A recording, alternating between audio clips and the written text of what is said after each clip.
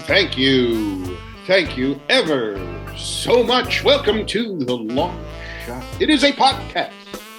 I am your host. My name is Sean Conroy. With me today on the show, the other host of the show, Amber Kenny, is here. Hello. How are you? Are you saying that to me, or are you saying that to the people listening to the show? I mean, could go either way. Yeah. Up for interpretation, right? Great art. Great art. Yes, absolutely. I had a funny moment this week where I was reminded of this podcast because you've been doing it for 15 years. I never don't think about it. It's never not top of mind. No, I as you know, I teach classes on a regular basis. Mm-hmm. And one of the classes I teach is a spec script writing class where people write for existing shows. Did anyone pick LaBrea? No. It'd honestly be a good idea because it could be anything. You could just write random letters and numbers and it's like, yeah, that's accurate. That actually, I'm making a note. That actually gives me an idea.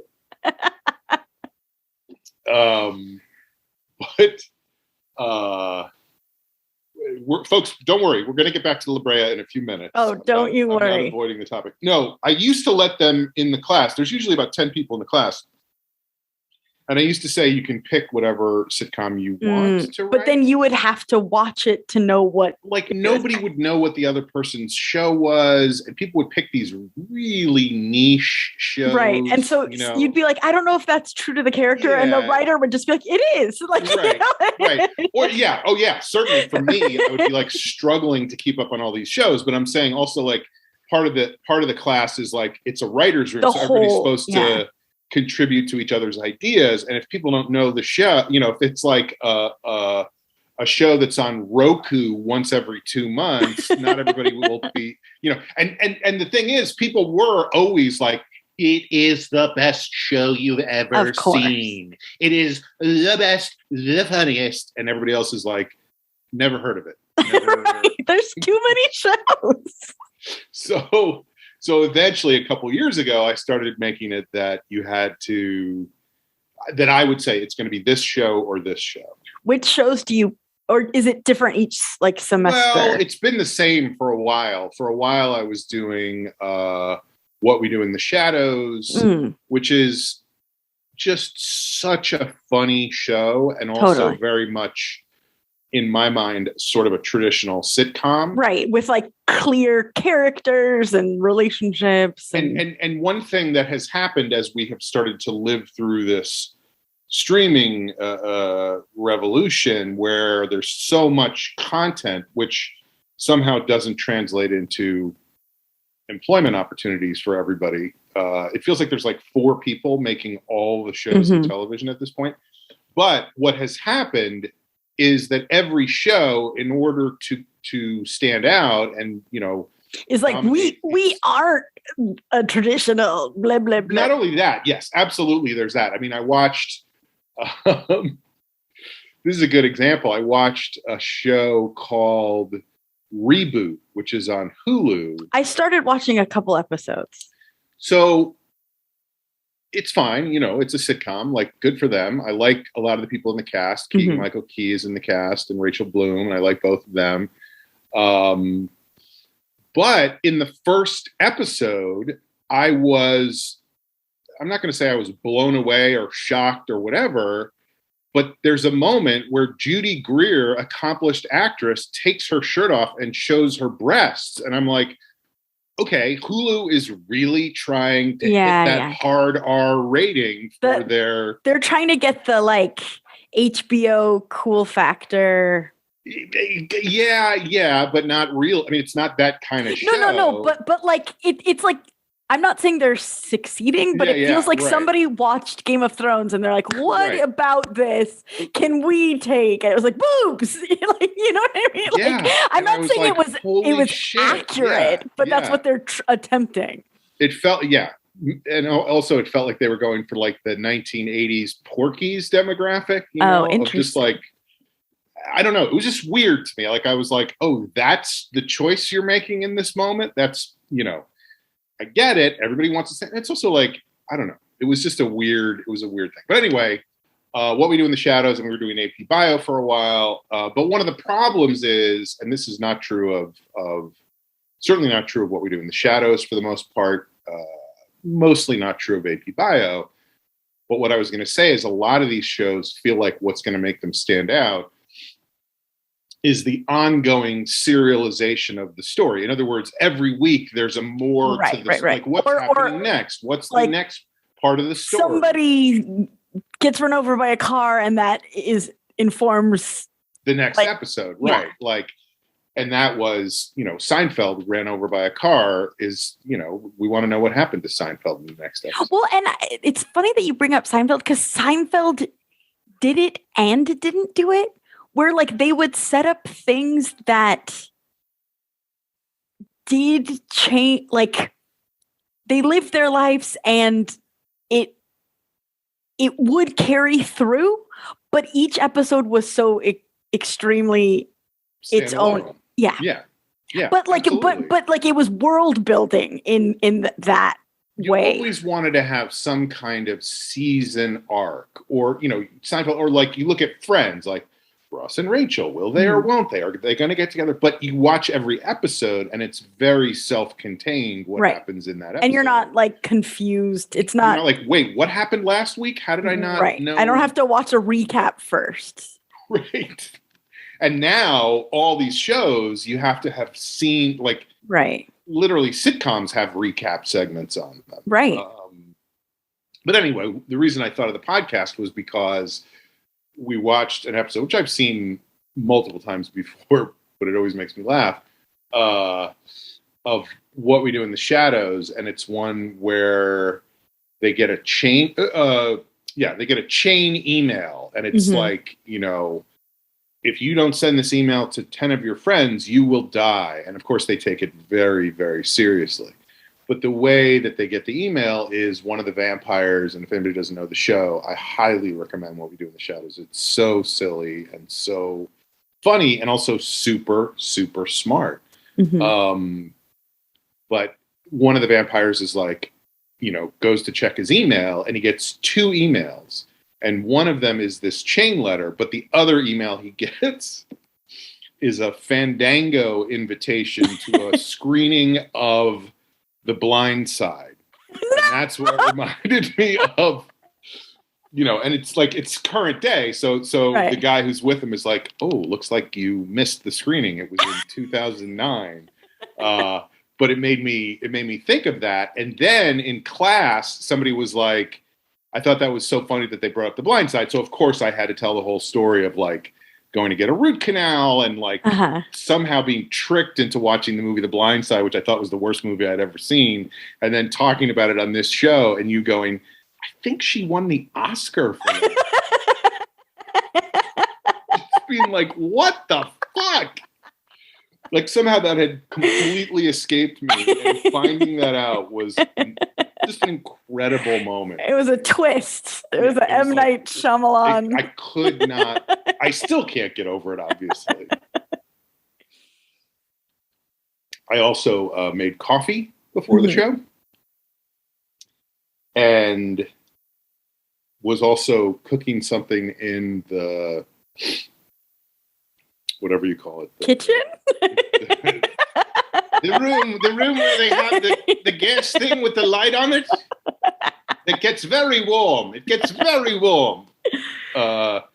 No, the air fryer. And so hot right now. Air fryers. It blew out it blew a fuse. No. Yeah, which I didn't realize. So I took the coffee maker and poured all the coffee into this thing. And it's just water? And then I opened the fridge and I was like, oh, the light is out in the fridge. Something happened. So then I figured out that the fuse was blown. So I fixed it. But no, this is then I looked at the coffee maker and I was like, it was only halfway done when I took the coffee out. So it's not good. Not good. Sort of like Sandra Bullock in The Blind Side. And yet somehow it's doing the job and it might win an Oscar. It feels like it's putting some pep in your step now. It's only half calf. I made a half calf. All right. Well, we always like to start the show with a segment that we call checking in. Mm-hmm. So why don't we start today let's start with Amber. So we're checking in, then LaBrea, then parting shots. I just want to know. I think so. Yeah, my agenda. I think that's a good order of things. Okay. So we can do truncated checking in. Because my checking in was sort of LaBrea adjacent. So it's okay. I'll just do it and it's okay. So we met. Gonna implode on itself.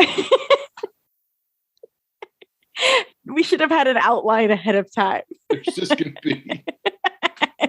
People are going to be looking for the episode online, and there's just going to be a weird loop, like a Mobius strip. It's a snake eating its tail.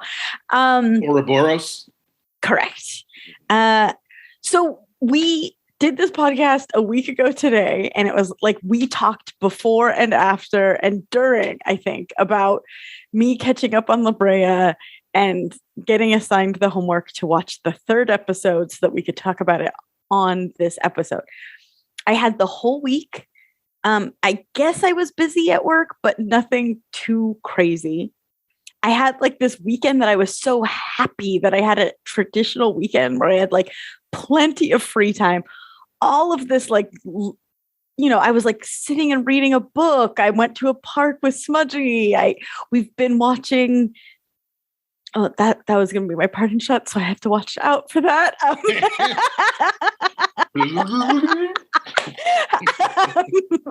But so anyway, it was what happened on that episode, but they were talking backwards by the end. But I've had plenty of time. I have literally no excuse.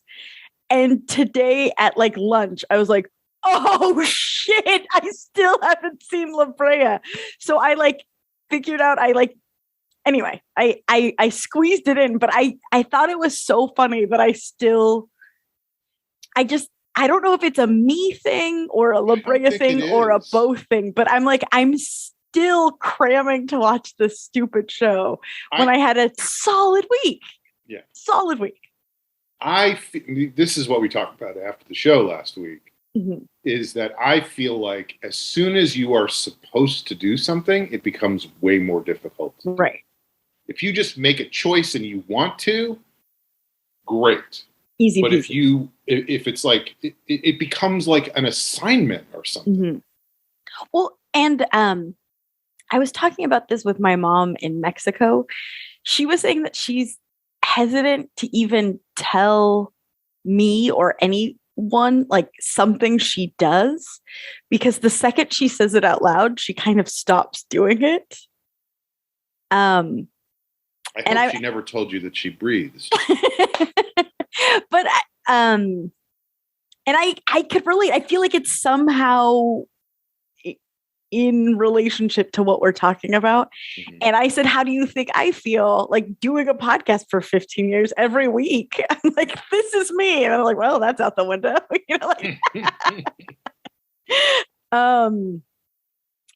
But yeah, so I had to cram to do it and it wasn't enjoyable, but I did it. That's the point, is for it not to be enjoyable. I mean, that's the reason the show exists. Well, and I was, 2 episodes behind, and I could have watched both, but you were like, you don't really need to. They're so repetitive.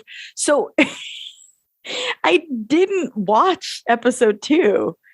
So it was like even more like, what am I looking at? Yeah. Not to use the term that the show is aspiring to. We didn't go to 1988 once. I was so happy about that. I was so sad. I wanted to see them watching Alf more. Well, oh God. They didn't go to 1988 at all, which was great. Well, I don't want to get ahead of ourselves. Yeah. Sorry. So I guess my checking in is I had a really good weekend, and maybe I had a good weekend because I didn't watch LaBrea. I was free of it. Ruined it for you. Yeah. Right. But I mentioned that I went to the park on Sunday. It was beautiful. Yesterday was Sunday. It was a little bit gloomy on Saturday, but on Sunday Today it was just Monday, by the way, folks. If you follow along, it was gorgeous, and so I had to like pick something up from Target, and now you could order it on an app, and then they just bring it to your car, and so that's what I do most of the time, and it probably saves me a lot of money because I'm not wandering the aisles of Target just picking up random shit, and that way Smudgy could come with me too. So I did a Target run, normal stuff, and then I was like, Smudgy, let's go to the park. It's so beautiful out. So we went to the park and it was gorgeous. And we were there maybe like 10 minutes walking along, and I see something is stapled to one of the trees. So I was like, oh, let's check it out. I hope, I really sincerely hope that it was a piece of paper of some sort. It was a piece of paper. Like it was a man's foot. What? Yeah. Spooky season, full effect. So we go over there and I read it, and it was like, attention, West Nile virus has been traced back to this location. And it was like the things that you can do. And I was just like, can I just go to the park? Like, why is there a pandemic everywhere I go? Anyway, because it was like tips to avoid getting West Nile virus. Don't be here between dusk and dawn. Head east. Right? Don't stand next to standing water and like wear sleeves. And I was like, well, it's not between dusk and dawn, and I'll stay away from puddles. Like, I hope I didn't get West Nile. Mosquitoes, right? Isn't it mosquitoes that communicate? And is it a problem for dogs as well, or is it just a human thing? I don't know. I started to do some research on it when I got home, and I was like, I think I'm going to file this under I would rather not know. Like, if I just got it. Well, on top of which, like, the era where you could do research on the internet is over. Right. Because this is a thing that it's ads now.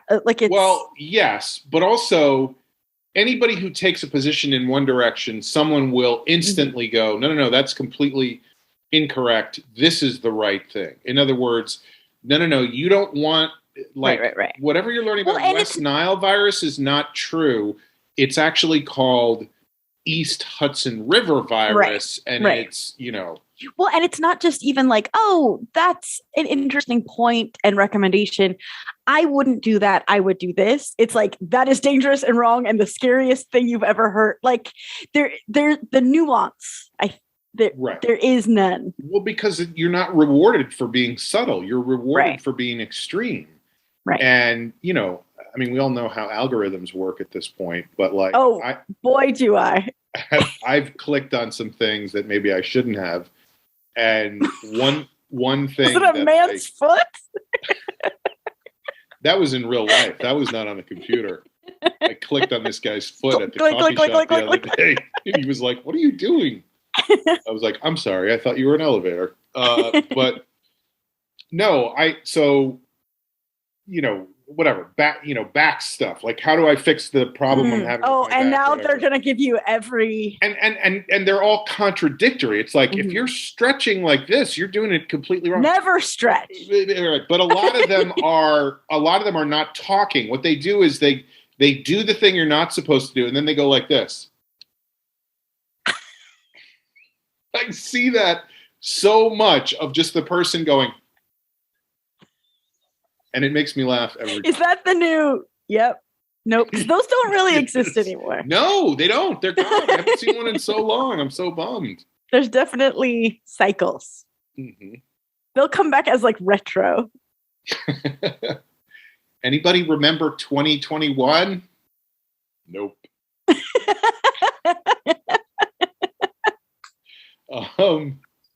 So how long were you at the park for? Probably 25 minutes. And do you have West Nile virus? We'll see. I don't think so. It was like fever. Again, very, very small research, and I was like, I don't think I have a fever, so I think we're good. But just it was more like the don't rain on my parade of having a really nice day. Like, I don't please don't make deal with this fucking shit every time I go out of the house. Yes. All I wanted to do was go to the parking lot of Target and get a crate of hot sauce, and then go to... It was a lot of toilet paper. Thank you very much. Which 2 years ago, that wouldn't have been possible. Always got to plan ahead. But yeah, no, just it's crazy. It's crazy out there. It is. Really great point. It's crazy out there. So, anything else checking in? No, because we're gonna have a lot to talk about with LaBrea. All right, my checking in is, I guess, just that. Again, I don't mean to keep talking about the same stuff, but I went and did a stand-up show last night. That's cool. It was great. It was great. I mean, it was a bar show, and it was kind of a weird setup where I don't quite know how to explain it, but imagine that the room is a very long rectangle. Okay. And there's a little chunk cut out in one far side sticking out of the rectangle. So you're in that little chunk performing, but the whole audience is all the way along the rectangle. So in other words, it's more than 180 degrees from where you're standing. So there's like people sort of behind you, even as you're trying to see the whole. That's weird. It was hard. It was hard. But it wasn't like it was like a huge crowd. So it was more like there was a few people behind you and a few people to the side of you and a few people in front of you.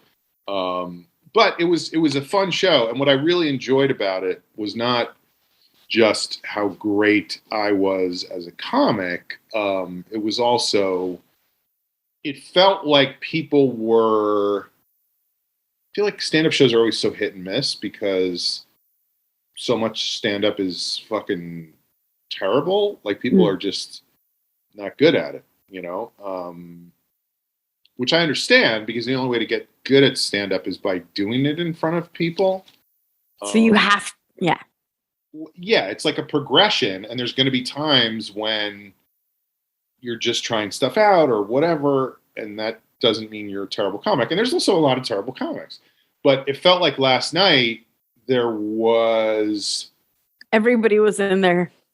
No, it wasn't like everybody was hitting on all cylinders, but people were trying interesting things and doing things that weren't... It felt, I guess the way I would describe it is it felt to me like when I started doing stand-up in the late 90s and early 2000s, when I was in what then was called the alternative comedy scene and was very different from what you would see in a mainstream club.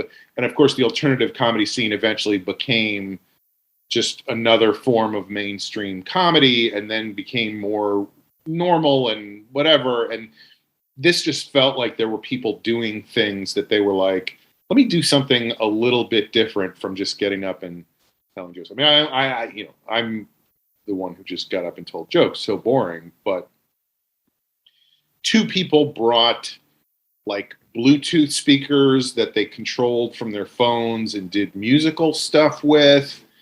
And there was another person, speaking of algorithms, I'm sure you've seen some of these TikTok videos of stand-up comics getting heckled by audience members or dealing with audience members. It's like nobody posts, and again, this goes back to what we were talking like about. Like a good before. set. No, because that doesn't get engagement. People don't care about good sets. Like they want to see like heckler destroys comic or comic destroys heckler. That's the stuff that gets social engagement. So that's what everybody's posting is like, they're boring, shitty crowd work videos. Right. Because even if somebody just goes, click this was stupid. It boosts it in the algorithm. Yeah, because they're interacting with it. It's my job. I know. So this guy last night got up and he was like, I'm going to post I want to do some really good TikToks of crowd work, but obviously you can never rely on the crowd to do good crowd work. So I've scripted some bits. So can I have some help? So he had like scripts that he handed out to people, and it was just really, really weird and interesting and funny. And then he came up at the end of the show and he was like, somebody just asked me when they can expect to see this on TikTok. Like, do you think people didn't understand that I was making fun of those bits? And I was like, honestly, I thought it read really well. Right. That was but people are very dumb. Yeah. People don't get it. It's hard. Like that is, I had that happen today where I was messaging with some friends. And somebody was like, has anybody seen the movie The Green Room? Because I'm thinking of watching that tonight. I don't know anything about it. And I, of course, messaged back to everybody and said, The Green Room is an amazing movie. It's about a white guy and a black guy who don't go together. They're sort of like the odd couple, like Miami Vice or the Defiant Ones. And they travel across the south of the United States in a room and they, whatever. And somebody then wrote back and was like, no, you're thinking of Green Book, which was a great movie. I was like, I said, I thought, because I had said in the original text, I had said, I believe that Green Room won an Oscar because it was amazing or whatever.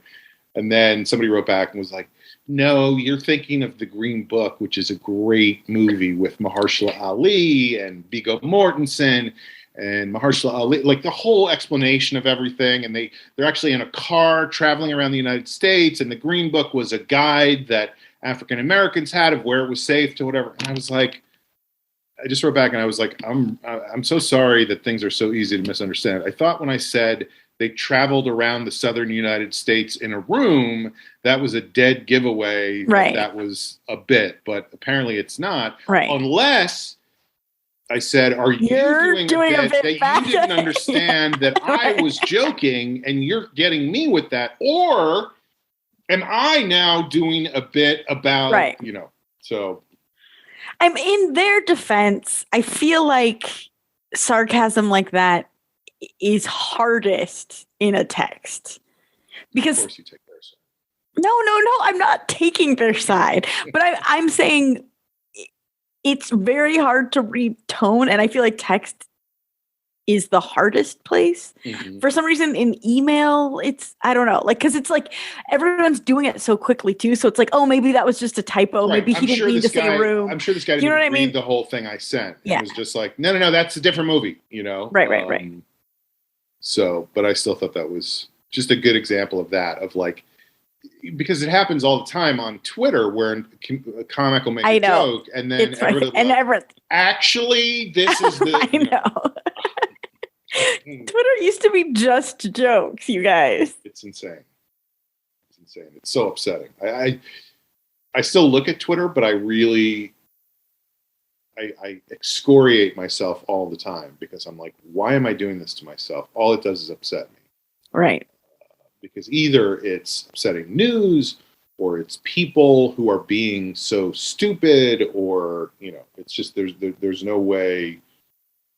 And then, once in a while I will like comment on somebody's stupid thing. And I'm like, mm-hmm. What am I doing? Like, what am I doing? This is so insane. Well, I feel like I missed the actual day that it happened. That's how Twitter works, but I keep reading the sort of responses to and the responses to the responses to the responses of like, I guess a woman just posted that she drinks coffee every morning with her husband and enjoys I go into the garden with my husband and we drink coffee and we talk. And everyone's like, it never gets old. And everyone's so mad. Yeah. And I'm like, I don't know fucking insanely angry about how that. did they even see, like, is she famous? Like, how did that many people see such an innocuous tweet? I think it's an algorithm thing where, like, probably enough people liked the tweet that it went viral, and then all of a sudden people were retweeting it and going, can you believe this fucking privileged bitch who gets to go into a garden and drink coffee? Some of us don't have gardens. Some of us don't have coffee. Some of us don't have a lover to tell how much we love them. Also, I mean, there's so many different aspects from which people came at her from. I know. There were people going like, good luck, honey, because that shit ain't going to last. You're not going to be together in 5 years. It's funny because it on paper, you know, you're like, let's write a tweet that no one can get mad at. Like, it feels so vanilla.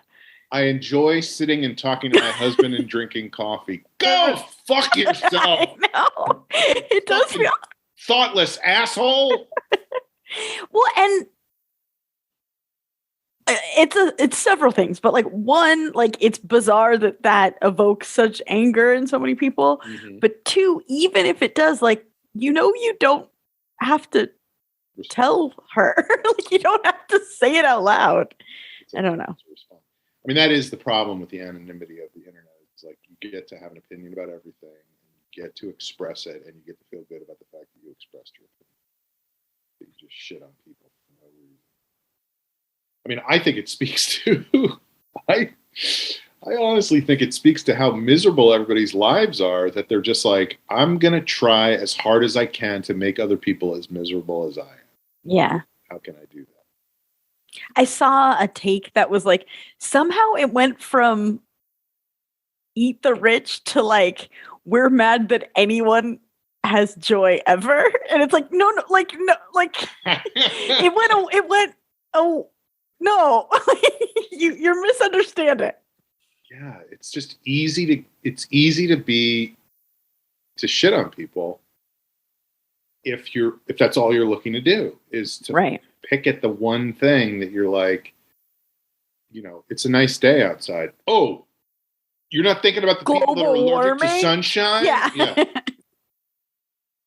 Oh, so the night sucks, you know? Right. All I have to do is twist your words and make them into something. So anyway, I had a great time last night. It makes me wish I was doing more shows. So we'll see. I don't know. That's great. Figure out a way to do that. I guess that means I have to beg people to put me on their show. So if you're listening, please put me on your show. I'm begging you. All right. Well, it seems like this is a part of the show that we like to call This Is What Happened on LaBrea This Week. So let's talk about it. We're in season 2, episode 3 of LaBrea, which is, by the way, called The Great Escape, which I feel like... Disagree. Yeah, right. Disagree. But also... if you're going to name your episode after like an all-time classic movie, you're putting a lot of pressure on yourself. Mm-hmm. I mean, The Great Escape is an iconic movie. Who could forget Steve McQueen with his baseball glove in the cooler, just playing baseball against the wall? Who could forget?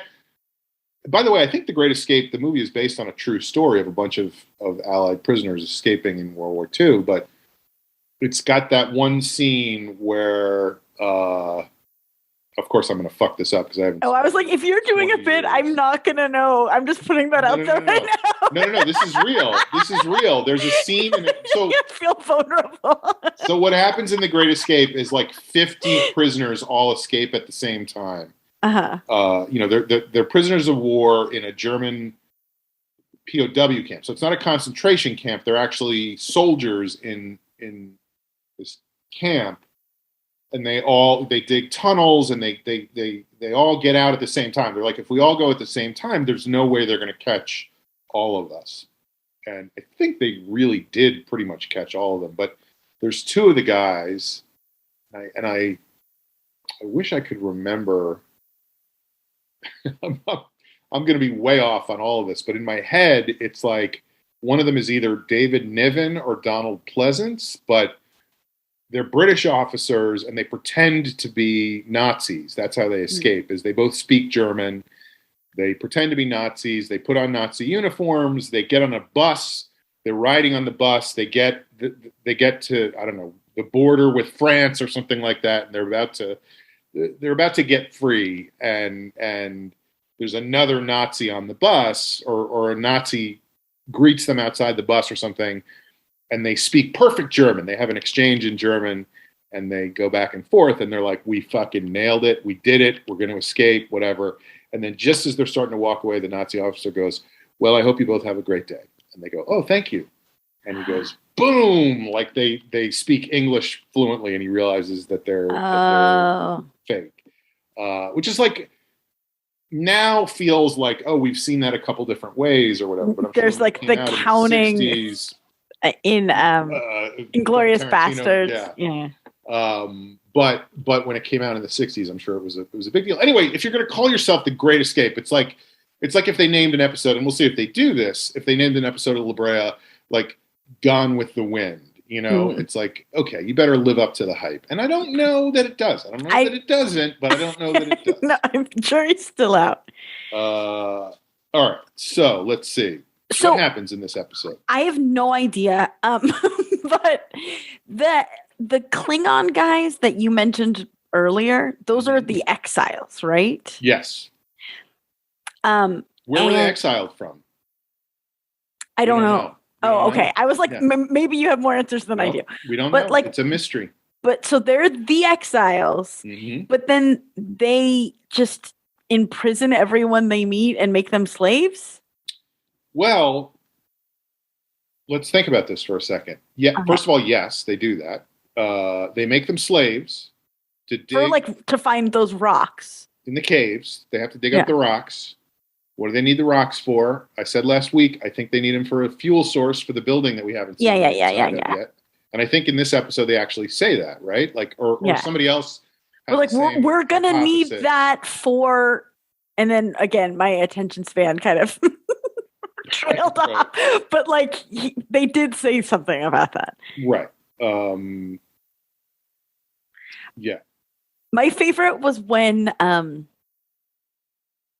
the mom and her boyfriend are first like in the yard of the exile slave. Right. They're having lunch, I believe, right? Well, maybe it wasn't at first, but one of the exiles lines is dump that right here and dump that over there. Like that, those were his, and I was like, someone wrote that. Like I wrote it down. Like, well, because that's how a well-organized factory or mine actually works, is you always have the supervisor standing over you going, now take that over there and put this over here. Put it right there and this right there. Yeah.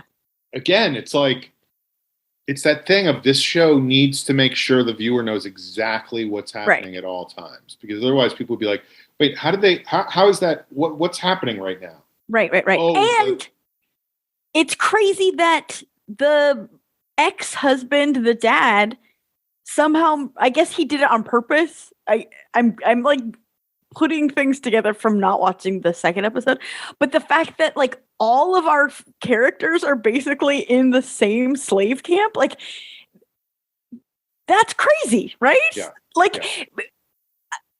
It's so effing convenient that, keep in mind, geographically, we could be anywhere in the world and anywhere in time. Right. And these people are like, bloop, hey, how are you? Like they find each other so easily. That's kind of what I was trying to say last week, is like, they jumped into a wormhole, or not a wormhole, but they could have gone literally anywhere. But do you remember they were in like Seattle? Right. And they're like, but they ended up in LaBrea. Right, just because they didn't feel like writing how to get back to LaBrea. Yeah, it just, the time loop is connected via geography to just this one place. Now, I think probably what it'll turn out is the reason for that is because all of this comes out of this one building. But right. Because we don't know anything about that yet, it's very like, wait, why is everybody in the same place at the same time when they're all shifting time places. But even if, they are in the same general area geographically and time-wise, that exile camp, it feels like a big civilization, and it feels like it's crazy that they just found each other in 2 seconds. It seemed like there was hundreds and hundreds and hundreds of slaves. I don't know. It felt very. They were all in Tunnel 3 by accident. Yeah, and they were like, "Hey, like I would be like, oh my god, I found you!" Like, I don't know. Well, it's a weird thing, because it feels like, I'm trying to remember if this happens in this episode, or maybe this was in the last episode, where the boyfriend and the wife, she's about to say "I love you" to him. Was that in this episode? They fully, I think it starts with them making out. Right. And then the slave driver wakes them up in their room. They have a hotel room. No, so it was the last episode. It was the one you didn't watch, where she comes to him. They are together in the cave or whatever, and she's like, "I've had a realization, and I know Gavin is fucking cool, but Levi, just want you to know." Gavin and Levi. I just want you to know that I left you because I thought it'd be cool to be back with my family. But that was a mistake. Because you know what, Levi? And then they just start making out, so she never says it. But it's clear that she's about to say, "I love you," which sets up in this episode. Right. Gavin's return. Yes. And they're like, "Oh my God, my baby." And then he's like, "I want us to get out of this. I know we're in the exiles cave." And he's like, "I know, and I know that you're dating Levi." Right. He and told me everything. Cool, I know why you went to Germany. Yeah. I know everything. Wait, when he said, "I know why you went to Germany," I was like, wait, what? Why did she go to Germany? I don't remember that. That's from early on in season 1. And that's also why it's called The Great Escape, because it has a lot to do with being in Germany and getting the fuck out of But I was like, that's just a throwaway, I don't know, for them to spoon feed everything. And I was like, right. What? I kind of want to know more about the trip to Germany. So they're talking to Virgil. Okay, first of all, before they get a private slave cave that they get to make out in. Right. Oh yeah. When you're in a slave cave, you don't you don't necessarily have to be with everybody all the time. Nobody can pay attention. There's a guy who goes around saying, bring that over there, put that over there. But there's nobody who's like, don't sleep there, don't sleep there. Yeah. But also, doesn't Levi say this isn't how I pictured it? And she's like, me neither. I don't know. There was weird make-out lines. Yeah. By the way, I just realized that in my notes I wrote down, take that out, dump that there. So I had the same reaction of what the... No, but what I was going to say is Scott, our good pal, the fucking drug the stoner addict, dude? Yes. Yeah. Oh, I was like, oh no, what's happening with Scott? And then I was like, oh, I know exactly what's happening with Scott. That is the nice thing. It is like watching children's programming, because I was like, I'm confused. I was like, I'm not. He's lying to them and he's trying to get something. Okay. Because the last time we saw him, he was about to go into that, they were about to go into the building. Then we see him in this one and he's like, I'm back in camp. I've been gone for a while. And Aldrich just disappeared, and I don't know what happened to her. And I was like, that's fucking bullshit. So no, I saw that part. And when he was like, there was mastodons, and then she was gone, but she's not dead. And I was like, what? Yeah. And that's when he has the conversation that I referenced last week. Oh, yeah, I saw. Well, that's why I was like, did I watch this episode? Because I was like, oh no, Sean just described it in very good detail. He goes, don't worry, he's in 1988. He's going to be okay. He might have a mullet, but he's going to be okay. And she goes, is he? And then we have the guy. So it's all about food at this point, right? They have certain food that they got from the villagers. And that was the guy that I was referencing last week, who I guessed, the guy with the curly hair and the glasses. Oh, yeah. I guessed that his name was Murray. and that he was a sitcom writer because he's in LA and he fell into the hole and he's very much fucking complaining about everything. And I was like, his name is going to be Murray.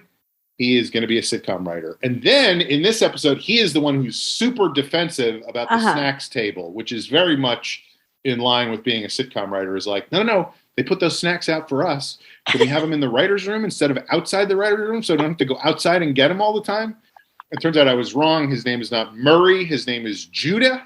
And he's not a sitcom writer. He's an accountant. So I feel like I was so close on both of those things, but just slightly off. But anyway, they're like... Yeah, he had a big scene this episode. Right. We're going to keep the food. Fuck those guys. We're not giving it back to them. Ty, the guy who's dying of brain cancer, has very much caught in the middle because somehow in the course of like... And this is, again, where it gets weird, is we're in the 13th episode of the show, and yet I'm like, how long have they been there for? Like 3 days or something. They have like a Thanksgiving feast. Right. But also... Ty has had a whole relationship with like it's gone tattoo lady. And yeah. And it's gone south already. Right. And he's like, "Oh, I still care about you, but can you just give us more time with the, you know, they let the grandpa go. Those people are pissed that the grandpa and they let the grandpa go to the exile prison camp to help the other people escape." Yeah. Okay. Yeah. That's also always funny when they have a debate about, and I forget if it was this episode or last episode. I guess I should wait until right before we record to watch these things, because at this point it doesn't help that much. Like 12 days ago. Right. So, but when there's like 5 of them and they're like, we have to go to the Klingons and get those guys back, and then people have to find reasons in that conversation to not go, so that it can only be Gavin and his grandpa can go to get them back. And meanwhile, everybody else is like, you know what? I actually will stay here and I will make sure that the Jeep, which is not have gasoline, I will make sure the windshield wipers are still working properly. Right. So you guys have a great time. And then there's 4 of them. And then one of them was like, I thought I was going to go with you guys, but as it turns out, my ankle's being weird. So anyway, those are always hilarious. It reminds me of an old improv game we used to do where this is going to be, who knows if it's going to be funny or not, but there's an old improv, like a short form game called Entrances and Exits. Mm-hmm. You have to make it an excuse why. Well, not only that, but you get a word from the audience. So in other words, if the word is pineapple, then every time somebody says pineapple, if pineapple is your word, if you're on stage, you have to find a reason to go off stage. And if you're off stage, you have to find a reason to go on stage. But it has to be motivated. Like you can't just be like, does it? Or can I just go, well, I guess I'm leaving now. I mean, that was the problem with that game, is that when people were shitty improvisers, they would end up just going like, gotta go. Guys. Yeah. And so that's what this show feels like to me. It's like there's no justification for anything. People are just like, I'm not. As it turns out, my character can't be at the prison. Yeah, because I'm in the next scene here. So I'm going to chill. You guys have a great time. I'll be here counting blades of grass. But in this episode, unless I'm mistaken, we didn't see the grandpa very much. Just a little bit. No. Because at the end of so here's what happened. This is helpful because you're reminding me of what was in the previous episode. At the end of episode 2, so Gavin and his grandpa Isaiah and his grandpa, who's now Gavin. Like that's another. I know they keep saying that. They're like, "Do you mean Isaiah?" Like, no, Gavin. But in episode 2, Gavin and Grandpa get to the Klingon camp, and in episode 2, Gavin and Grandpa get to the Klingon slave cave, and Grandpa drugs Gavin and leaves him there by himself. In other words, the whole time Grandpa's going, you can trust me. I'm on your side. I've always been on your side. I'll never betray you. And by the way, this is a realization I had when I was watching episode 2 is I feel like basically Gavin and his grandpa are about the same age. Right. And I'm pretty sure, I don't know this for a fact, but I'm pretty sure the grandpa is wearing a wig. So I'm guessing at some point we will see a younger version of Grandpa that will be somebody that they have encountered at another, like in 1988, he'll be there or something. Who the fuck knows? For sure, with a mullet. Right. He's going to be fine. Is he? No, but he's going to be your grandpa. No, great grandpa. I don't know. Great. I don't know. So he drugs Gavin and basically goes, You're gonna be unconscious and you're gonna get caught by the Klingons, but here's a map to the caves to get out. Oh yes, he did have a sucker. That really well illustrated map. Yes. So then Gavin shows up with his wife. I can't believe I still don't know the fucking wife's name. Ava? Is that her name? No, I think it's Judah? Murray. Anyway. I feel like it's like Eve or something. Eve, you're right. I kept thinking it was going to be like an Adam and Eve thing, but nobody else is named Adam. So. Right. But they definitely named her Eve on purpose because she's, the taking woman. A bite out of the apple. She's also the woman. Like there are other female characters. Progenitor of the entire human race. Yeah. But then Gavin and Levi reunite. So they see each other for the first time. And again, this is what kills me is every time those guys get together, they have to go through a recap of everything that's happened in the previous 12 episodes of like, I did this and then you did this and I know this was going on and I know why my wife went to Germany. I know you guys are fucking and maybe she loves you, maybe she doesn't. There was no conflict. No. It's so good to see you even though you cuckolded me. But I feel like it would be more interesting if there were some tension between characters. No? Okay. No. Right. And I don't even know what this means, but I know what it is. We go back to the campsite and they're like, how are we supposed to hunt and get food? These people, nobody here knows what they're doing. And one of the guys, and this is the guy whose story I really want to see on this, is Murray, the sitcom writer who turns out to be Judah, the accountant, goes, that guy makes TikToks about licking weird things. And who was he referring to? I remember that line. Believe me, I went back and I rewound it like 4 times. I was like, it's actually not. I would like to have a spinoff of the guy who licks things on TikTok. This is where I start to quibble about the way the show is actually filmed because and I get it. I've just done it myself. Right. It's hard because they're dealing with a large group of people and they're trying to shoot different angles of different people. But somebody is not keeping track of who's where as they're shooting because at one point they go, that guy makes TikToks about licking weird things. And somebody turns and is talking sort of directly to the camera and you see the sleeve of a coat next. So there's somebody facing them that we don't see who's standing right there. Then we reverse angle and the person with the coat is standing on the other side of the circle. So they're just you never get to see them. Yeah, they're not keeping track of who is where when they're shooting certain shots. Which believe me, I get it. It's really hard to do that, but this is also a fucking network TV show, so somebody needs to be paying attention. Yeah, that line did stick out to me as well. And that's where they go. They said something like, basically we're all useless. Yeah. People have been hunters and gatherers for thousands of years. And somebody else is like, yeah, they've also been stealing for thousands of years. Let's go fucking steal the shit. Yes. Well, because this is, I don't have any great insight. But this is just to fill in gaps for people as a recap show.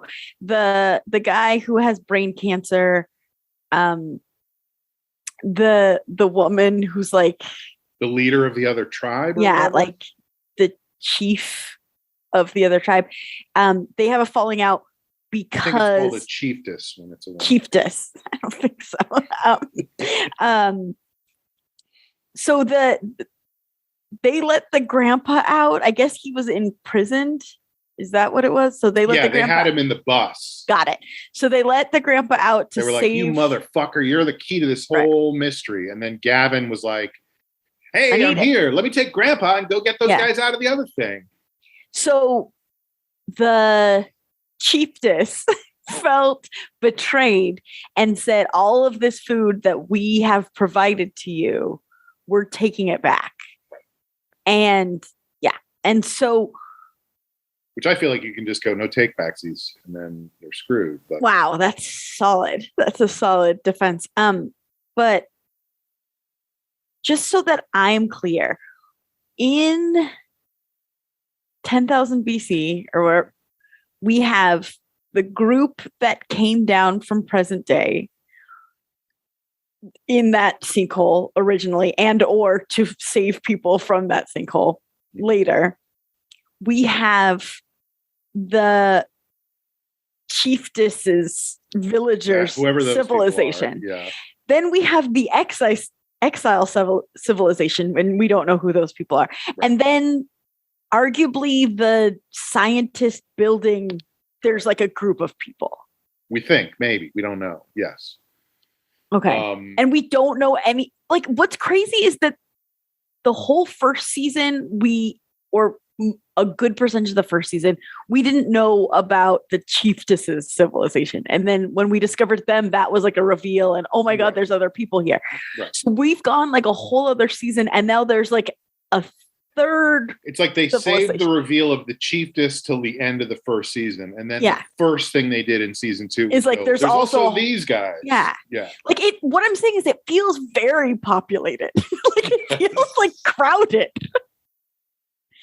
And we also don't know their relationships to each other and how long any of them have been there. This is the key to this show. Again, to go back to the Lost thing, I forget what they call. What do they call it? Like a mystery box show or something like that? Yeah. Where it's like, we don't know what's happening. We don't know what's in the box. We don't what's in the box. What's in the box? It turns out it's Gwyneth Paltrow's head. But everybody's always trying to figure out what the mystery. And this show is so much about like setting stuff up and then not explaining what's actually going on. For example, Scott goes with this woman and almost goes into the building. Then the next time we see him, he's not talking about what he's doing. He's not whatever. Right.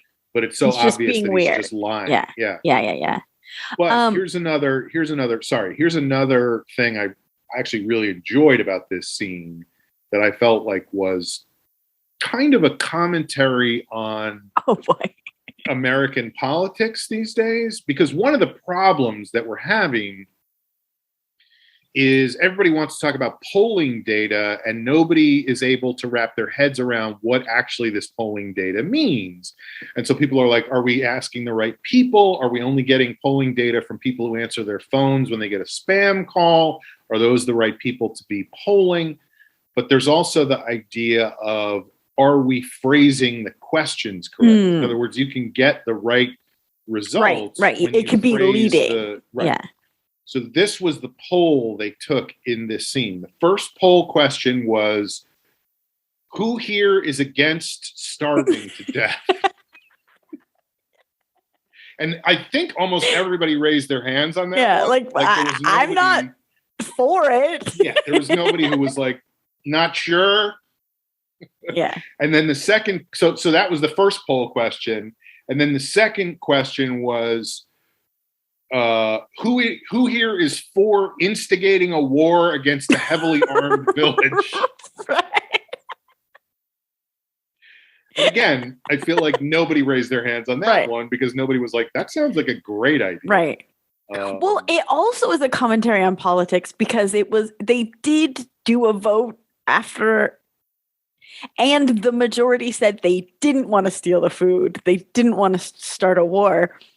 And then the few that were passionate about stealing food are like, we're just going to do it anyway.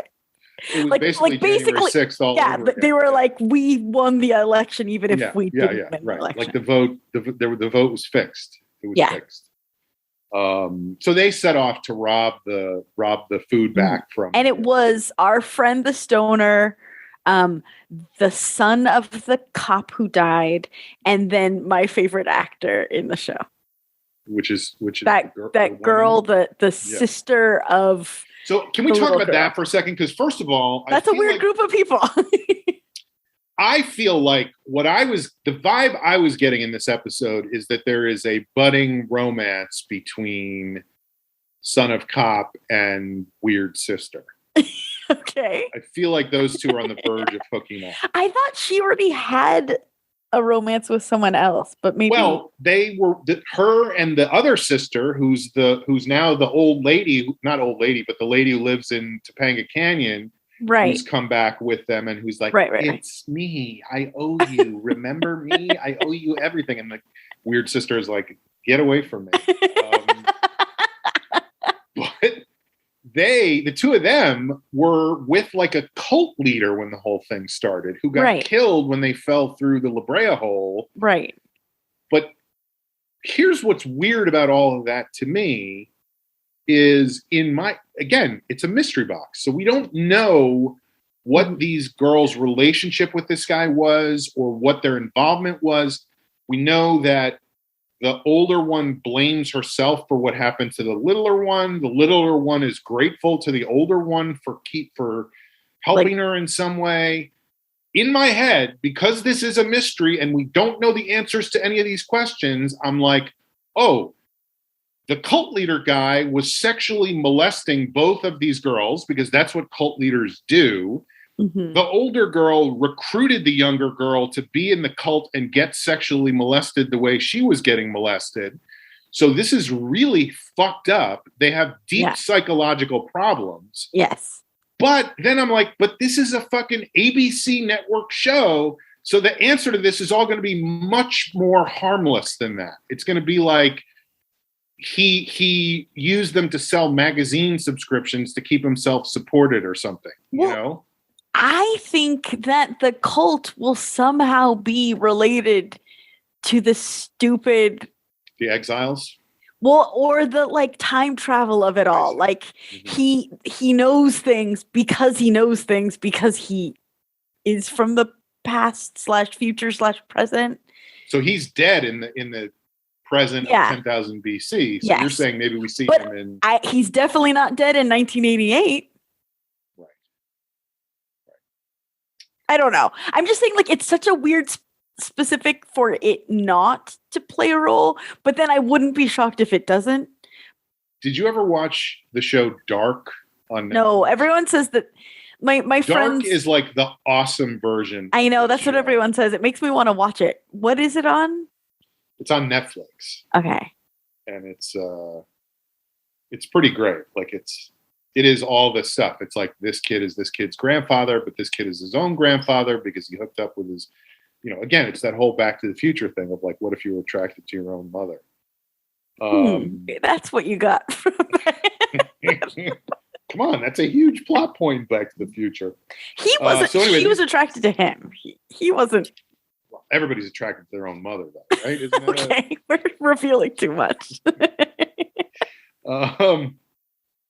So Veronica and Lucas, that's their names. Veronica and Lucas. She.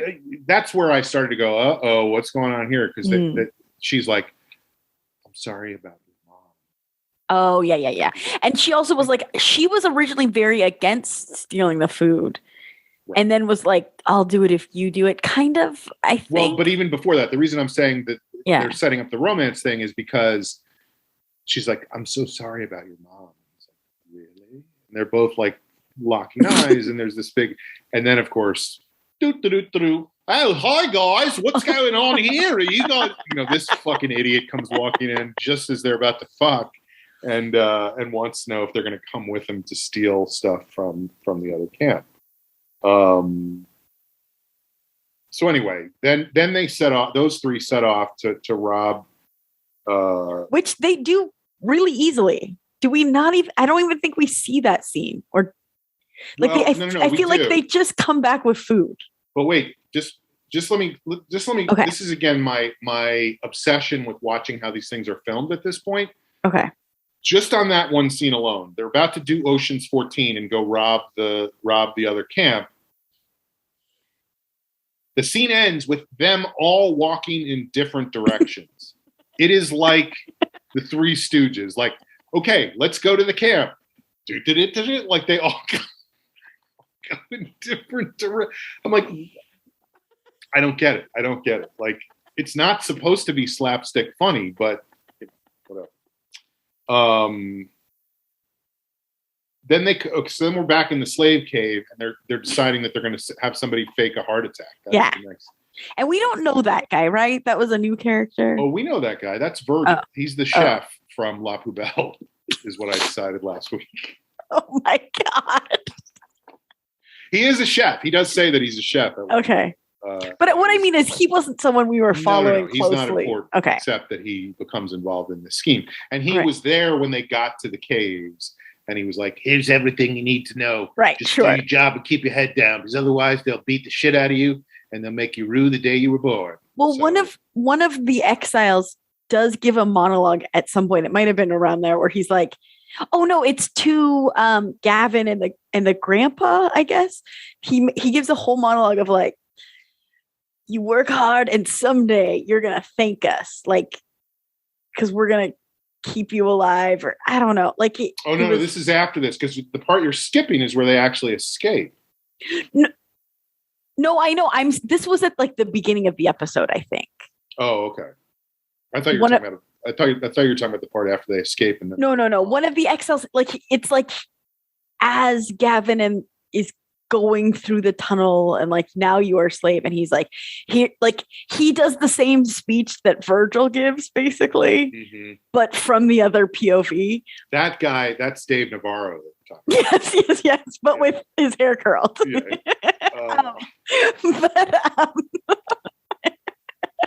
So, but there's a point where he was like, someday you're gonna thank me. Like, it has like a weird, like, what? Right. And then, so then they decide we're going to have somebody fake a heart attack. Virgil's going to fake a heart attack, and then they're going to overtake the guards. Whatever. Who the fuck knows what they're doing? That is the words they use. Overtake the guards? Yeah. It doesn't even make sense. Like, what are we, racing them? So Virgil fakes a heart attack. They run. Oh, no. When does Gavin get beat up? It's before all that, right? Or not Gavin, but Levi gets beat up before all that. Oh, I don't remember. It does happen before that, because one of them gets taken away and beaten, and we don't actually see him get beaten, but then he comes back. I can't even remember it's fucking Gavin or Levi, but one of them gets his ass kicked. I feel like it's Levi. But it was during this, wasn't it? During the escape?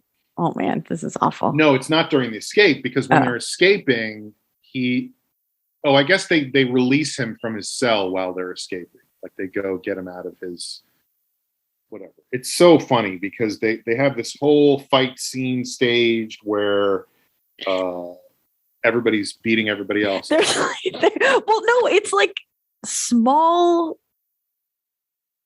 people. The slaves are like the mom and Virgil, and like, they're not huge people, and all of the exiles, at least that we see, all look like linebackers. They're ginormous, and so they're like, oh, Virgil's having a heart attack, and like 3 guards run in to check on him, and I want to say Gavin hits the first guy with a shovel, and then the mom, Eve, hits one of them with like a wagon, but like, it's one of those things where it's cartoonish, where there are so many guards, but they each wait until the guard in front of them is down to like charge. Like, it doesn't make any sense. They shouldn't be succeeding.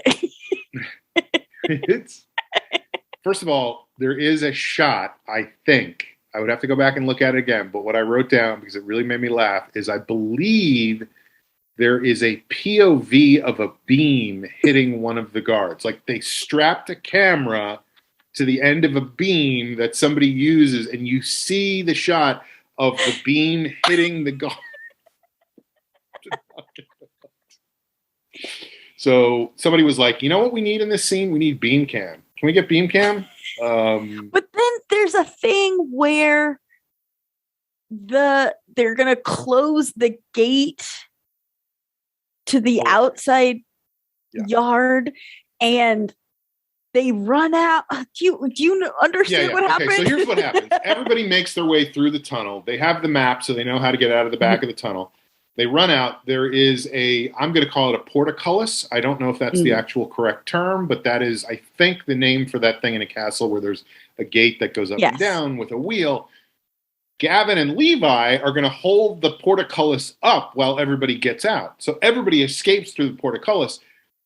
Then they stop right outside the portcullis and wait for Gavin and Levi to come out. Like, they just all immediately cease their escape because the other two guys haven't come out yet. You got to wait. Like, you don't want to. It's not like The Great Escape where everybody goes off in different directions. Right. Ironically, because this episode, in this case, The Great Escape is about everybody stay together. We need to be together. Well, and they look like they were waiting for, like, they were at Disneyland and one of their friends was in the bathroom. Like, amazing. It was amazing.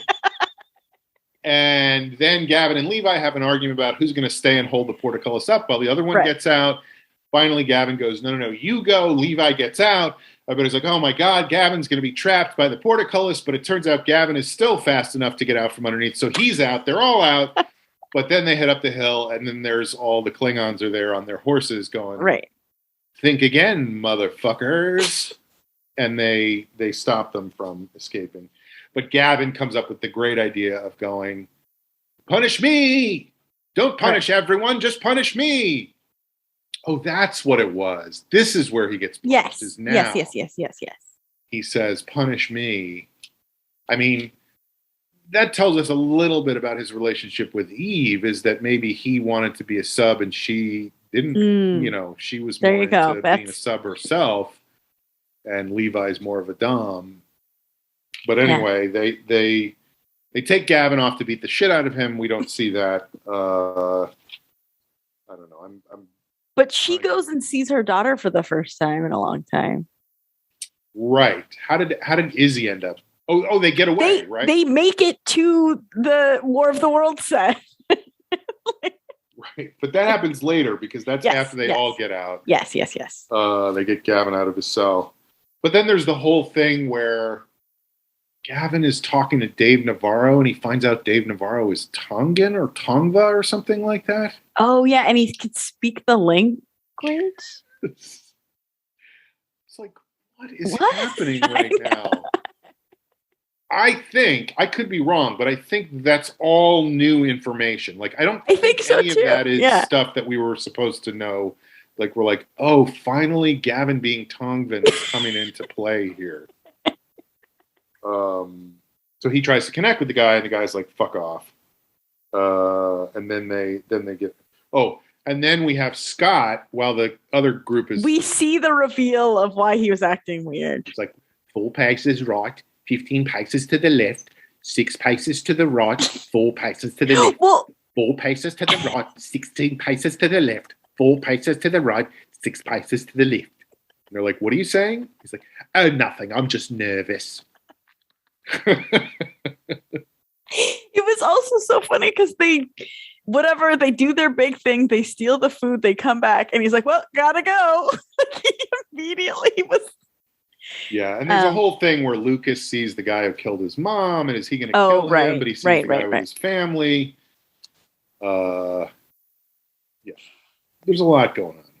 But so the reason that Scott was acting so weird is that mysterious scientist woman wanted him to steal like a access card from the room that I guess the grandpa was in. Who the fuck knows? I feel like that could be another title for this episode. Who the fuck knows? But that's why he had to go into he had to go with them to steal the food back to get the access card. So him and that was somehow at the chiefess's civilization, that access card. For some reason, she had it. Yeah. The evil lady wanted it so they could get into the building. So I haven't missed the building. We still haven't been in the building. We still have not been to the building. We saw it, and then we saw steps leading down into a tunnel. But that was the last thing we saw before Scott showed up going, I don't know, there was Masterdoms, and then she was disappeared. So Lucas doesn't kill the guy who killed his mother. Veronica tells him that his mother would be proud of him for not killing the guy that killed her. They're definitely going to fuck sometime soon. Like, that's my... Well, and Scott is also very upset that he has to lie to his friends. That's what he's the most upset about to the scientist lady. He's like, "Could I please stop lying? Yeah. I don't want to lie to my friends." Well, here's another weird thing about that is, God, I'm so nitpicky about shit like this. But Scott and the evil lady are in the woods. Mm-hmm. And she's like, "Everything went okay? You got the..." Again, he finds her easy. Like everyone finds she finds him. He's in the woods and he's like, "What was that noise?" And then it's like, "Hey, but Scott." Again, there's no that took 3 days. Like everyone just finds each other instantly. But so they're together. So the scene of them is, "I got the card you wanted, and I would like, you know what I would really like?" Like, literally the scene ends like basically with him going, "You know what I would really like?" And then we're out of the scene, and we go to the scene with Veronica and Son of Cop, and Son of Cop is like, "I didn't kill him. He was with his family. I couldn't kill him when he was with his family." And Veronica's like, "Your mom would be proud of you for not killing the guy." Then we come back to the scene with Scott and the lady, and Scott goes, "If I could stop lying to my friends." So there's been like a 6-minute scene in between, but somehow no time has gone by in the scene that we're watching with him and the lady. And that just always feels disconcertingly weird. Like, how, I mean, I know the show's about time travel, but does stuff just stop when we're not on them? Like, they're all in... They go to sleep. Animation. So she gets the card, which means we'll probably get into the building next week. She says the first attempt at getting into the building failed. But we didn't see that. No. Oh, okay. I thought that was something in the second episode. I feel like it's crazy that they talk about kind of interesting things, but don't show them.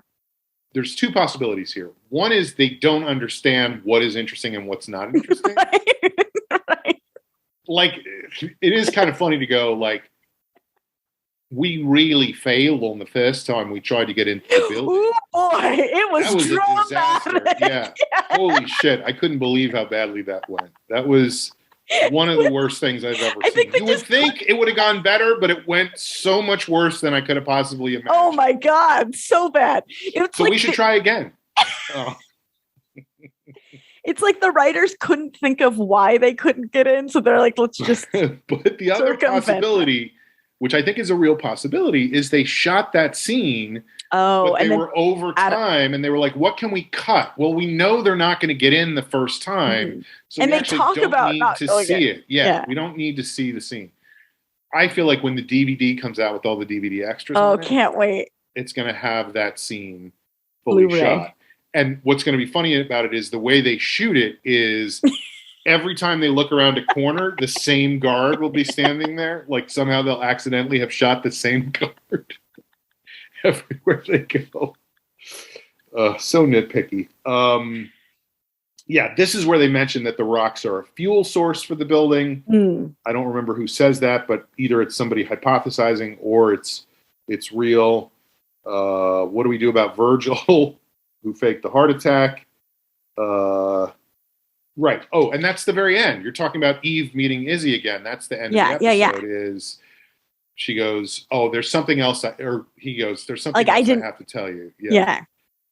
And she's like, "You're fucking Levi too?" Eli. God, the names are hilarious. They're all Old Testament names. So she runs and she reunites with her daughter. Like, "Hey, it's great that you're here." Who, by the way, in the previous episode had a broken leg and now is fine. She had a broken leg and a prosthetic leg? No. The prosthetic leg was broken. Oh, gotcha. But Navy SEAL Someone fixed it. Yeah, Navy SEAL dad had glue and tar. Right, but they don't have food. Tar. They don't have food. And they don't know how to hunt. Well, of course they have tar because it's the tar pits. Oh, right. But it come from above. And I don't know if you know a lot about prosthetic legs, but the easiest way to repair them is using tar. Like, that's the... and of course, I'm not talking about the recent movie that just came out. Oh, I want to see it. I hear good things. So anyway, we'll see what happens next week. Do you have any predictions for what we're going to see going forward? I think we're going to be in 1988 because we went a whole episode not 1988. I think we're going to have to go back to 1988. It's just still those two people in 1988, right?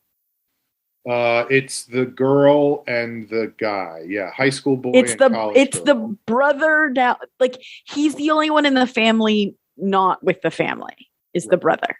He's going to be fine. Izzy is there.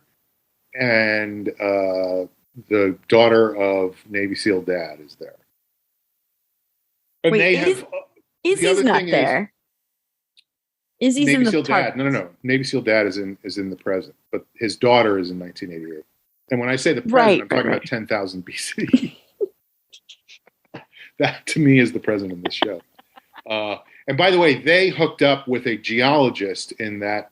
Who knows that there's weird about rocks that are fuel sources, possibly? No, not yet. But anomalous sinkholes causing big problems. And when we last saw them, they needed to convince everybody to get away from the coast because a sinkhole was about to open up near Catalina Island, causing the most destructive tsunami in the history of the world. So a lot of people are about to die in 1988. And what's crazy is 1988. We don't know what month it is. I believe, could be wrong about this. I am generally wrong when I try to state facts. But I believe 1988 was the year that Kirk Gibson hit his home run in the World Series for the Los Angeles Dodgers. This tsunami could cancel out Kirk Gibson's famous The Natural home run in the 1988 World Series. I hope that doesn't happen, but it's entirely possible. Fingers crossed. We'll see what happens. So you're right. Next week we'll spend time in 1988. I believe next week we'll see what's inside the building for the first time. Yes. Yeah. And next week we'll see Veronica and Son of Cop finally smooch a dooch. Yeah. Correct me if I'm wrong. We don't see 2021 or whatever anymore at all. We're only in 10,000 BC, 1988. Yeah, we're only in those two. Mm-hmm. That's interesting. I mean, we could go back. We did see, because there's a whole government thing going on. Remember Dr. What's her name? And the guy with the beard who was like the evil government agent. Yeah. All that stuff.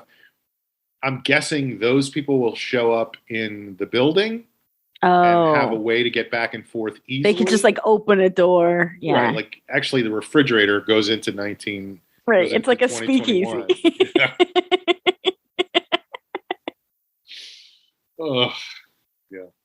Yeah. So we'll see. What fun. Episode 4 next week. I'm excited. I mean, there's something in every episode that makes me laugh so hard, harder than I ever thought was possible. At a TV drama. What was it this one? Was it it was the Izzy? It was the Izzy thing, but it was also the voting thing. It was like, who here is in favor of dying of starvation? Look, Bob, I feel like you're phrasing that question in a very leading way, you know? That was great. That was great. I also just loved the whole Scott thing of like how he was so blatantly just 100% lying the entire time. And everybody was like, oh, cool. Let's go with his plan. Yeah. And then he pretends to sprain his, like he's like, oh, my ankle, I can't walk anymore. You go ahead without me and rob the place. And they're all like, no. No, then they left him there. And then he immediately just popped up and was like, 4 paces straight, 3 paces to the right, 16 paces to the left, 4 paces to the right. There's the card. I've got the card. I've got to go back and find Alhambra in the woods or whatever her name. Alhambra. I don't know what it is. All right. Let's just do parting shots and then okay. GTFO. I'll start. Go for it. I have 2 very different things. The first thing is next week is Halloween, And Jeff and I both aren't horror movie people, but we're trying to celebrate the season in some way, like make it feel like the time of year that it is. Mm-hmm. So we have been watching spooky or spooky adjacent movies all month long. And it's tricky for two people who don't really like horror movies. I'm with you. I'm the same way. Not interested. But we watched Edward Scissorhands last night. Adjacent, not a horror movie. Adjacent. So charming. I forgot how funny and charming that movie is. And Johnny Depp, problematic as all hell. We didn't spend money on it. I don't know. It is what I mean. Tim Burton, problematic as all hell. Everyone's problematic, but dang,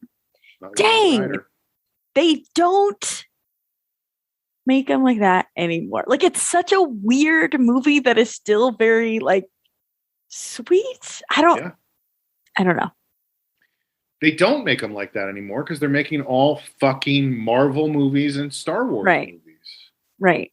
There's just no chance to make weird, interesting. Well, and it's so weird. Every shot of it, I'm like, how did he get funding for any of this? It makes no sense. Even just that, it's about a guy who has scissors for hands. Even that alone, you're like, no, get out of my office. And that was his first big movie, right?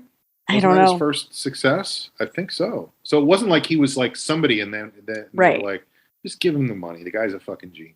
Right. It was he went in and he pitched this idea that was Vincent Price was the guy? Is that who he's the inventor? Yes. And he dies, right? He dies right at the beginning. And he leaves him. And the man is almost complete except for his hands. Right. And so, in what world would that be the last thing you put on a person? Yeah. Yeah. Now that makes me want to go back and watch it again. You should watch it. It's honestly very good. And just the art, obviously, the art direction is very good and interesting. This suburban town, all of the houses are all one color. There's no trim. If it's a light blue house, it is a light blue house. And then the next one is an all pink house. And it's a whole neighborhood of that. And it's really visually interesting. Which is always his whole thing. Right. And why he then did animation stuff after that. And probably before as well. That makes me want to go back and watch that. Yeah, I'm not a horror movie fan. I'm not. It's not my.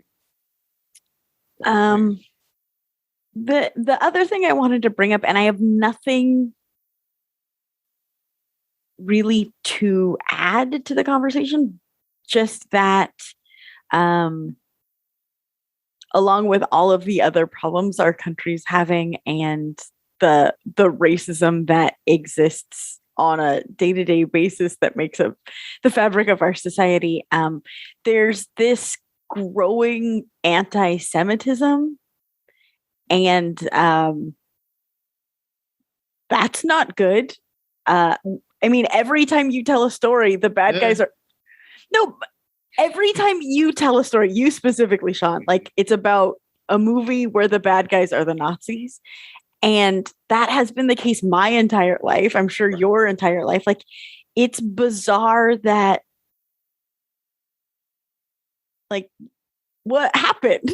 They're the bad guys. What's going on?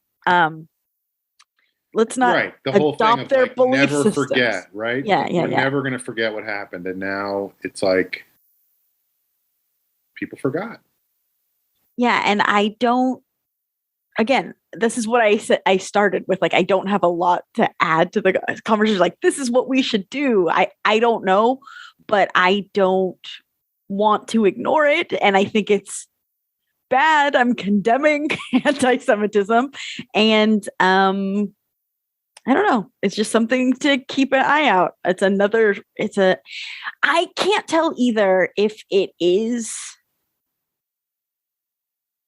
if it's like a small amount of anti-Semitism that is being overblown in the media, or if it's a lot of anti-Semitism that isn't being reported enough by them. Like, I can't, do you know what I'm saying? Like, I can't even trust truism. Right. But then that also brooks the question of like, what is the right amount? You know? Well, like, yeah. I mean, like, why is there any? Yeah. But you're, you know, it is a strange time because you have not arguably, one of the most famous entertainers in the world out here talking about going DEFCON 3 against the Jews. There was lots of stuff yesterday about this. I don't know if you saw the thing with the bridge on the 405, that they had a sign up that was like, I can't remember what it said, but it was like honk if you're a Nazi, basically. Yeah. Right. And they were giving the Nazi salute, and like, it really is mind-boggling to me. Like, I can't wrap my head around it. I know. You know? It doesn't make any sense to me. Like, I don't know how to explain it, because it didn't seem real to me when I was a kid that people would feel that way. Right. It was like, how could that have possibly have happened? And like, thank goodness we are a more reasonable society. Yeah. And also, like, there's this, and you know, there's the whole othering of other people, like the Jews did this, the Jews do that, the Jews are in charge of the media, the Jews control money, that, you know, and like, yes, that's going to be taken out of context. Right. When I get cast on Saturday Night Live, I'm going to be fired immediately because somebody's going to play that clip. But like, the only way that makes any sense that somebody could feel that way is, to me, is if somebody didn't know any Jewish people. Right. Like, that's, I think, how people get away with this shit is, if I'm living somewhere and there's no Jewish people around. It's a boogeyman that... Yeah, like, I don't know any, and so whatever. Or I know, like, one, and I'm like, oh, you know... Fuck that guy. Or like Levi, you know, Levi slept with Gavin's wife, so he is kind of a fuckhead, you know. Right. But like, I grew up with, my neighborhood was filled with Jewish people. A lot of my friends were Jewish growing up, like, whatever. It just was totally normal to me. So when I see people going like, they're doing these things, I still can't wrap my head around it, you know? And the problem is, there's lots of problems, but one of them is, there is an entire political party in this country at this point to whom othering people is their stock in trade. Right.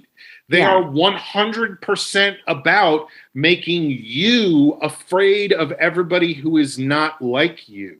Mm-hmm. And so they do that by grouping these people. And so it doesn't mean that they actually think these things are true. That's what's so fucked up about it to me as well, is there are so many of those people who know that what they are saying is false, but it is politically expedient to them to upset the people who voted for them.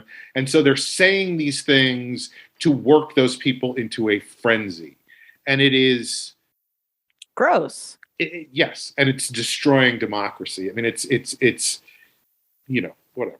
It's, who the fuck are we? We're just some stupid podcast. So, you know, I don't need to talk about it forever. But like, I really, really hope, I didn't watch the 60 Minutes report on Dominion that was on last night. Dominion Voting Systems is suing Fox News for defamation because Fox News pushed all this stuff about how Dominion was fixing the votes for Joe Biden and was flipping votes and was connecting vote machines to the internet and was blah, blah, blah, blah, you know, all the bullshit, crazy conspiracy stuff. And Fox knew within a week of the election that all of it was false and continued to push that for months and months and months and push that bullshit to a certain part of the country, you know, part of the electorate. Politicians went along with it. Everybody went along with it. Dominion is now suing Fox, and I really hope they destroy that network. And that's only one part of the problem, but it's a big part of the problem.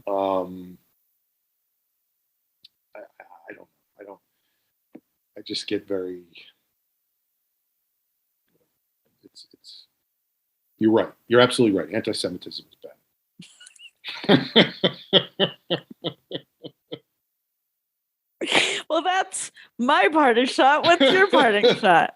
There's nowhere to go after that. Like I can't, you know. You can't top that. No, I can't go. I tried a streusel and it was yummy.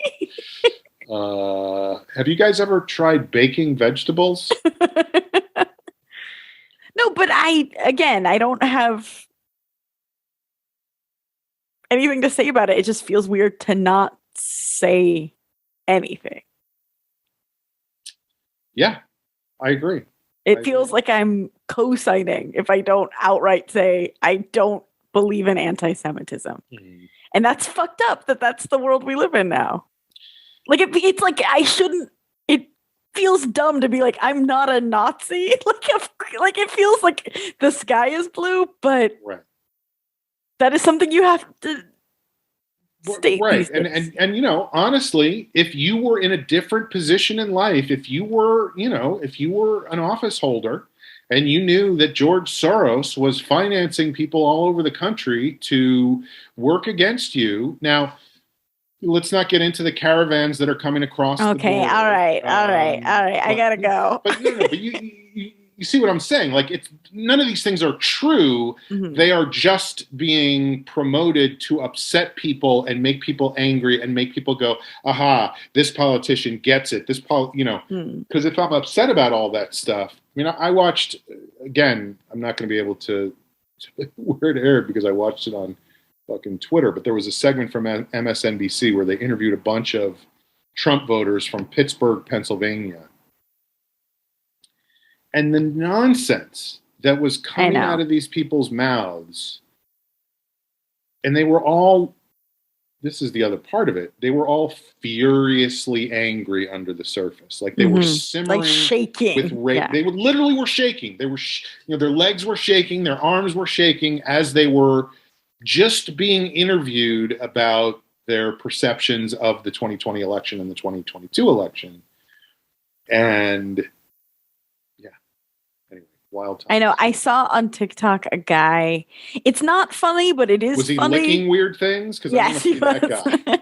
It's not funny, but it is funny, but it's not funny again. Right. Like, but there's like TikTokers who just their whole thing is they go to different conservative, it's kind of like Daily Show Light, I guess, different conservative like events and interview people just like, and kind of get them to look stupid, but it doesn't take much. But so this guy was like, so what is the number one issue for you in this election? And the guy says, critical race theory. And the guy says, great. What is critical race theory? And he's like, I don't know. He straight up says, I don't know. And I can't get into all that, but I know I don't like it. And it's just like, if that isn't like everything in a nutshell, like they don't even know what they're mad about. Like they can't verbalize what it is. They just know they hate it. There was a clip from tonight from a gubernatorial debate. And of course I love the word gubernatorial. It's fun. It was DeSantis and Charlie Crist down in Florida, and DeSantis was fucking hawking that critical race theory shit. You know, how, look, he says, look, there's places in the country where you go into school and they say, you're white, you're an oppressor, You're black. You're a victim. They're classifying people like that. And I just don't think that that's what, and it's like, what the fuck are you talking about? I know. It's... to be fair, it was a debate, but it felt more like a rap battle because every time one or the other of them would say anything, the rest of the people would be, no, the audience, there was an audience there, and the audience would be like, ooh, like literally, this is what politics has become at this point. So we'll see. We got a couple weeks left, and after that, we'll be living in the new era. But I will say this. Don't like Nazis, so I guess we might all have to go into hiding. I don't know. I mean, some things were more efficient, Oh my God. But yeah, I don't know what to say about it. That's why people come here, right? Is for the political commentary. I don't know why I don't know if people come here, to be honest. We do. And that's what matters. That's what counts. You and me show up and do the work, and that's what counts. Oh, yeah. The work. I wish I could take some of this back so that I wouldn't get canceled when I would cast and stuff gets put out of context. Folks, this has been The Long Shot. It is a podcast.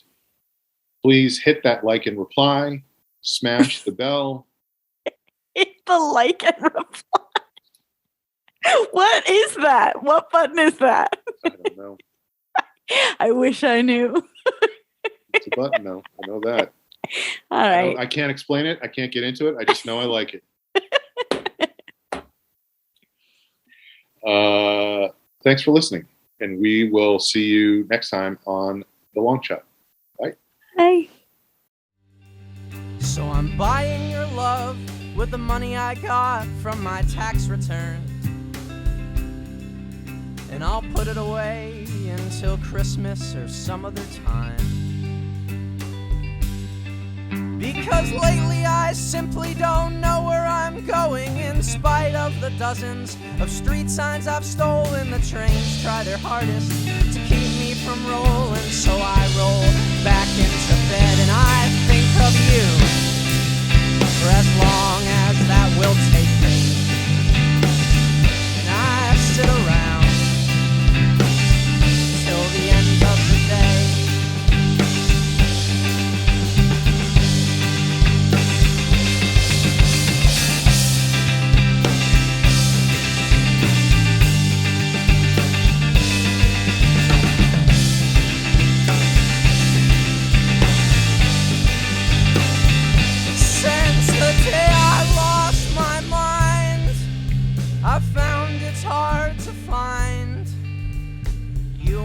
Proper position and me in the right state of mind.